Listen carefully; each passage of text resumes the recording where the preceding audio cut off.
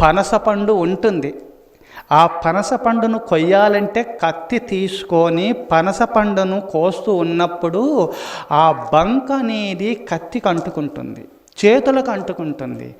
ఆ పనసపండును కొయ్యాలంటే నూనెను కత్తికి పెట్టాలి, ముందుగా చేతికి నూనె మొత్తం రుద్దుకోవాలా. చేతులకు నూనె పూసుకొని కత్తికి నూనె పూసి పనసపండును ఎవరు కోస్తారో ఆ బంక చేతులకు కత్తికి అంటదు.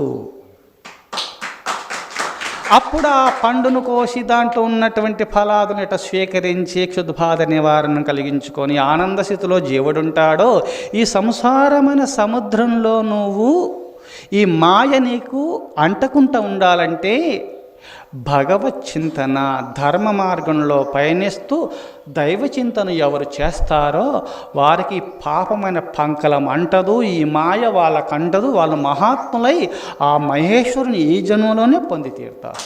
ఇది సత్యం. అందుకోసము మీరు అట్టి భగవత్ చింతన చేస్తూ ఆ దైవ ధ్యానము చేసుకుంటూ గురువిచ్చిన మంత్రోపదేశమును ఎప్పుడు జపించుకుంటూ ఆ దైవ కరుణాకటాక్షాన్ని పొంది ముక్తాత్ములు కావాలని కోరుతూ ఓం తత్సత్. ఓం